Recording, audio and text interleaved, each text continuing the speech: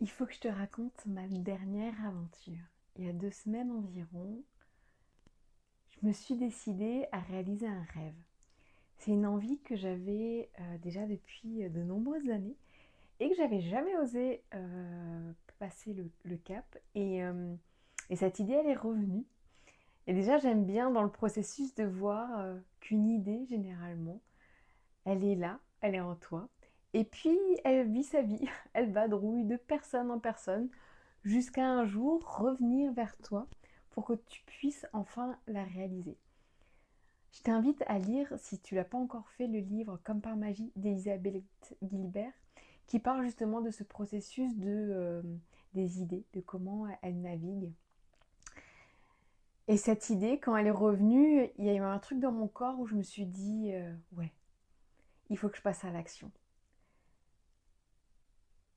J'ai décidé d'aller à la gare et de prendre le premier train qui arrivait. Alors bien sûr en regardant avant pour prendre un ticket, mais sans savoir à l'avance quel train allait arriver et à quelle destination bien sûr j'allais aller. Il y avait plusieurs envies dans cette idée, c'était de m'ouvrir à l'inconnu, lâcher prise, dire à mon mental c'est bon, stop, t'as pas besoin de contrôler, juste tu vis le moment présent et t'as rien d'autre à faire.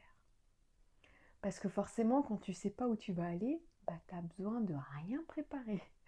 Hormis, j'avais prévu des baskets de marche dans l'optique je sais pas, si je me retrouve dans un coin de nature et que j'allais vadrouiller, j'avais ramené un peu de quoi manger et à boire. Et c'était tout. Et j'avais aussi envie, c'était de me challenger, de sortir de ma routine. Parce que la réalité, quand tu es entrepreneur en ligne, tu es tout le temps chez toi, dans ton bureau, dans ton univers que tu connais, dans les énergies que tu côtoies tous les jours, dans peut-être du panier à linge qui traîne, des jouets d'enfants aussi, qui sont pas toujours les meilleures conditions pour être dans ton flow, dans ta créativité, dans tes moments justement où tu co-crées avec l'univers. C'est jamais chez moi, dans ma maison, dans mon bureau, que les plus grandes idées arrivent. Jamais. C'est toujours quand je lâche prise, quand je sors et que je change d'environnement. Ça peut être une balade en nature, ça peut être en voiture, peu importe, il y a toujours cette notion d'autre environnement et de mouvement. Et j'avais envie aussi de sortir de cette routine et de justement me laisser surprendre parce que moi je crois que l'univers répond quand tu lui dis ça y est, je suis prête, fais-moi vivre ce que tu as envie, j'accueille et je le vis. Et la réalité, c'est que ma première. Déjà, ce qui s'est passé, c'est que j'ai dû décaler 3 fois. 3 fois la date pour pouvoir faire cette journée. Et c'est là aussi, c'est marrant, c'est que c'était pas le bon jour. C'était soit des éléments extérieurs, soit. Enfin, ça se posait pas. Et le jour où j'ai décidé d'y aller, dans la voiture qui m'emmenait à la gare, il y avait à la radio une radio en plus que je n'écoute jamais, qui parlait de la journée de l'arbre en Chine ou au Japon, je sais plus. Symboliquement, cette journée de l'arbre. Et ça m'a fait sourire parce que je me suis dit, ah ouais, c'est marrant comme info, ça sert à rien, mais je sais pas, il y a un truc qui m'a dit, ça te parle. Et puis je l'ai gardé de côté. Et puis comme j'étais en mode réception, de signes, d'indices, de mots, vraiment c'était la vibe de la journée de rester ouverte à ce qui allait se passer. Je rezappe de radio et là il parle d'abondance, d'argent, de miracles et d'amour. Et là je me dis punaise, c'est en plus encore une fois sur une radio où d'habitude c'est pas forcément des sujets. Donc ça m'a fait sourire. Et puis je suis arrivée à la gare et puis la réalité c'est qu'en fait j'avais mal au ventre parce que j'étais hyper stressée de me dire mais ouais je sais pas où je vais aller. Alors oui j'avais mis des critères de pas plus d'1 heure et demie de train pour pas me retrouver à l'autre bout de la France. Moi, je suis du côté, en Alsace, du côté de Strasbourg. Mais il y a quand même cette inquiétude de me dire, je sais pas où je vais. Et personne ne sait où je vais. Et rien que ça, en fait, c'est déjà cet inconnu qui venait un peu me titiller. Du moment où j'avais vu la destination, donc je te spoil, je suis allée à Nancy, une ville que j'avais vue très rapidement le centre-ville, mais ça m'avait pas plus interpellée que ça. Donc j'étais contente d'aller à Nancy. Et quand j'ai débarqué dans ce train, il y avait vraiment ce truc de tout le corps qui se tend de oh, mais qu'est-ce que je vais faire? Je sais pas où aller, j'ai pas de programme, je sais pas ce qu'il y a à faire à Nancy. Et cette envie de contrôler. Encore une fois, ce mental qui veut maîtriser son expérience, qui veut savoir, qui veut être rassuré. Et ma règle, c'était ne prends pas ton téléphone ni pour t'orienter, ni pour chercher des activités, bien sûr que non. Suis ton flow. Et donc j'arrive à la gare de Nancy. Et là, je me dis, ok, t'actives ce mode réception. Tu laisses de côté ta tête et tu te laisses émerveiller par ce qui va se passer. J'avais un thème qui était l'abondance dans sa globalité. Mais voilà, une intention, elle était posée, mais les consignes, c'était vraiment de juste suivre mes élans, en fait. Si j'avais envie de prendre à gauche, je prenais à gauche, même si ma tête me disait d'aller à droite, je suivais les gens. Et c'est comme ça que j'ai découvert Nancy à pied, j'ai beaucoup marché. Je me suis dirigée d'abord vers une église. Donc c'est assez marrant parce que j'avais une tendance à vouloir marcher là où il y avait le plus de personnes. C'est comme un espèce de suivre le mouvement et le groupe. Et puis à un moment, je me suis un peu perdue dans une petite ruelle et je suis arrivée au pied d'une église. Et là, déjà, les énergies, elles étaient assez fortes. Donc j'ai pris un temps pour aller dans cette église, pour aller prier, pour aller me recueillir. Et déjà là, je sentais qu'il se passait d'autres choses, qu'il y avait une connexion avec l'univers qui était bien plus grande. Et je savais qu'il allait se passer des choses de dingue dans cette journée. Et puis j'ai continué comme ça mon trajet. Et ce qui était marrant, c'est que dès que j'arrivais à des intersections où il y avait des panneaux touristiques qui te disaient, voilà, place Stanislas à gauche, encore une fois, le mental, il avait envie d'y aller pour faire le bon touriste qui fait les choses bien, qui va voir les choses importantes dans une ville. Et mes jambes qui me disaient, bah non, pars de l'autre côté. Donc je suis arrivée dans des rues où à chaque fois c'était mais synchronicité sur synchronicité. Je les cherchais pas. C'est ça qui je ne les cherchais pas. J'étais dans un espace de réception mais je ne les cherchais pas. Mais par contre, elles venaient à moi mais c'était mes festivals feux d'artifice entre les mots, les numéros de plaques d'immatriculation, les personnes qui passaient qui pouvaient discuter entre elles où il y avait un mot qui popait. Une petite boutique, un apothicaire qui avait plein de vieux bouquins. Et moi j'aime bien poser une question, poser une intention sur un sujet qui me challenge un peu en ce moment, de prendre un livre et d'ouvrir au hasard, de mettre mes deux pouces et de voir les mots, les phrases ou ce qui peut se trouver dans chaque côté. Là, pareil, le premier bouquin, mais je me dis, c'est une blague, mais c'est une caméra cachée, c'est quoi cette journée? Après, je suis allée me diriger vers le port. Donc, je savais même pas qu'il y avait un port à Nancy. Et j'ai senti une forte connexion avec l'eau. C'est un élément qui m'appelle énormément en ce moment. Donc là-bas, j'ai fait un rituel spontané avec l'eau. Parce que c'est ce qui m'appelait, c'est ce qui me venait. Et puis je continue mon petit tour et d'un coup je tombe sur un jardin hyper beau avec une phrase sur un des murs qui m'a vraiment interpellée. Et en fait, je marche vers la gauche du jardin et d'un coup je sens que c'est pas le bon chemin. Je fais demi-tour et je passe par la droite. Et là je vois un arbre. Il était les, les, les, les, les branches étaient vraiment, on aurait dit un petit tipi. On avait envie de s'insérer dedans.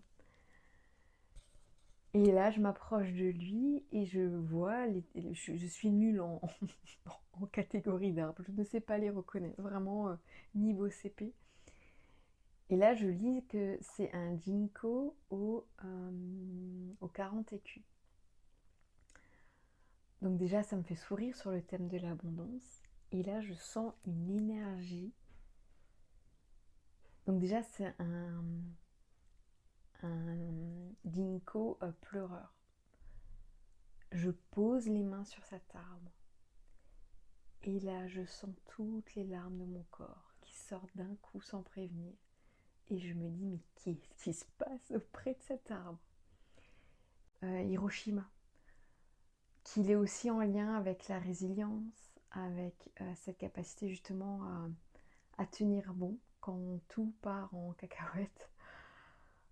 Ouais, il m'a énormément émue, touchée. Il y a un truc qui s'est passé avec cet arbre et je me suis dit, mais c'est juste dingue d'arriver par hasard dans ce jardin et d'avoir ce moment déjà de connexion. Et du coup, ça m'a fait sourire parce que j'ai repensé à ce que j'avais entendu à la radio de la journée de l'arbre en Chine ou au Japon. Et Hiroshima, je me dis, ça fait quand même un petit lien, une petite cohérence où l'univers m'avait déjà informé, donc ça m'a fait bien sourire. Ensuite, je suis allée marcher, encore une fois, totalement en mode intuitif. Je suis allée dans un parc. Euh, et puis, il y a un endroit. euh, je savais qu'à Nancy, il y avait un aquarium. Parce que on devait y aller il y a plus d'un an et demi. Je me réjouissais à l'époque et ça s'était pas fait. Et là, je me dis, mais en fait, bah oui, si tu as envie d'aller à l'aquarium, tu vas à l'aquarium. Donc, j'y suis allée. Et en fait, ça a été un moment en fait, de connexion avec le monde aquatique, même si la difficulté de les voir enfermés, c'est la première fois que je ressens ça. En tout cas, je vois qu'il y a une conscience qui est beaucoup plus fine et en lien avec les animaux. Et là, de les voir enfermés dans des aquariums, c'était très compliqué. Et à la fois, j'avais tellement de joie et de gratitude de pouvoir les voir. Il n'y avait pas un chat. C'était calme. Et en fait, c'était si beau ce moment dans l'aquarium. J'avais l'impression de me connecter à chaque espèce et que mes yeux se posaient sur certaines sortes comme ça, par hasard. J'ai notamment lu une description sur l'oursin diamant où je me dis mais c'est juste incroyable son mode de protection. En fait, c'était juste la symbolique incroyable du pouvoir personnel en fait, quand on n'ose pas être pleinement soi, qu'on laisse les autres dicter notre vie. Et là, cet oursin qui me fait une masterclass d'oursin, c'était juste un truc de dingue. Et puis après, j'ai connecté avec le poulpe. Et là, je crois que j'ai passé au moins 20 minutes à regarder ce poulpe. Il était vraiment en mode collé à son rocher. Et en conscience, je l'appelais. Et je lui disais, viens me montrer comme t'es beau, viens danser pour moi. Et en fait, ce qui était incroyable à voir, je l'avais jamais observé de cette manière-là, c'est que dès qu'il y avait du monde qui passait derrière, il changeait de couleur. Alors j'avais beau le savoir que le poulpe était capable de faire ça, mais de le voir, je l'ai ressenti dans toutes mes cellules et je me suis dit encore une fois, quelle belle métaphore de l'hypersensible, l'atypique, qui veut se fondre dans une autre case, qui veut se camoufler, qui veut se caméléoniser, qui se cache et qui s'adapte à son environnement. Et au moment où je lui ai redemandé est-ce que tu veux danser, il commence à venir près de la vitre et à me faire une danse du poulpe de dingue. Et là, moi, j'étais en larmes en fait. J'étais en larmes de le voir sous toutes ses coutures, de le voir se mouvoir pour moi. Il y avait, encore une fois, j'avais l'impression de capter toute sa sagesse, de capter toute sa symbolique. Et c'est là où je me suis dit, mais elle est divine en fait cette journée. Je n'avais pas d'attente. Et l'univers m'a envoyé mais tellement de prises de conscience et de moments si beaux. Et puis je suis rentrée, vraiment le cœur rempli, joyeuse, avec plein de prises de conscience que c'est pas dans les moments où tu es dans ton quotidien qu'il se passe le plus de magie. C'est quand tu casses ta routine que ça bouge, que tu peux manifester, que tu peux voir un problème, un blocage, une difficulté sous un autre regard. C'est quand tu bouges. Déjà le mouvement c'est la clé. Surtout quand tu es coincé dans tes émotions, que tu tournes en rond, que tu sais pas, que tu n'arrives pas à avancer comme tu veux. Change de perspective, change d'endroit, challenge-toi si tu as envie. Prends un ticket pour un train et pars quoi.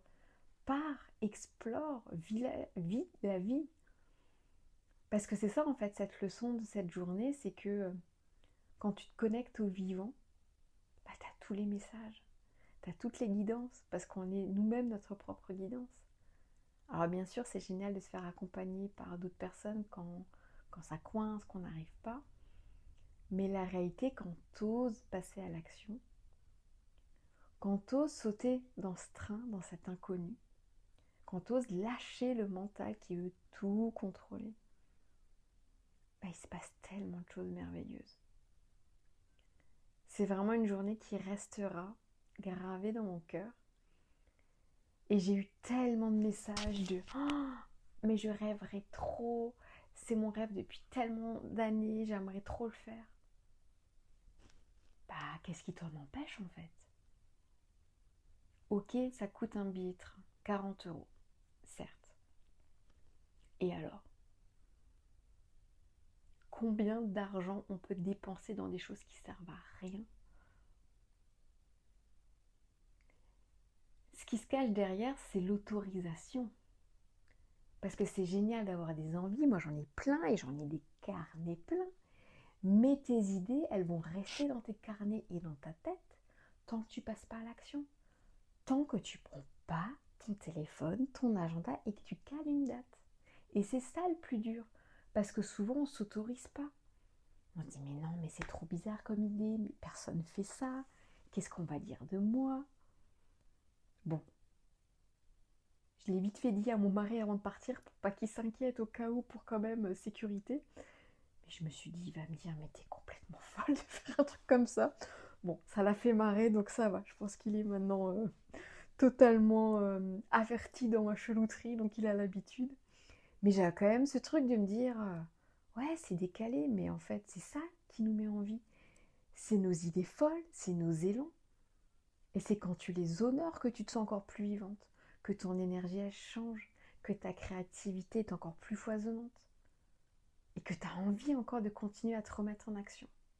Mais pour ça, faut oser. Bloquer du temps pour soi. Ah ouais, une journée du coup à rien faire, hormis sauter dans un train. Et bah c'est aussi faire quelque chose. C'est pas faire, c'est être. Combien de journées tu passes vraiment à être pour toi, pour te sentir bien, pour te reconnecter à toi, pour être encore une entrepreneur encore plus magnétique, encore plus alignée, encore plus inspirante. C'est toi qui es au centre de ton entreprise. Et tant que tu restes dans ta petite routine, et pour peu que tu aies des enfants encore là-dedans qui te font une charge mentale de malade, bah les moments où tu peux respirer, c'est les moments où tu t'autorises à le faire. Alors prends ton agenda, écris-moi dans les commentaires les idées, si ça t'inspire, si tu as envie de faire le même type de journée, qu'est-ce qui va casser ta routine? J'ai hâte de te lire, j'espère que ça t'a inspiré à le faire, à oser. Et à très bientôt parce que moi j'ai plein d'autres défis à réaliser et à te partager.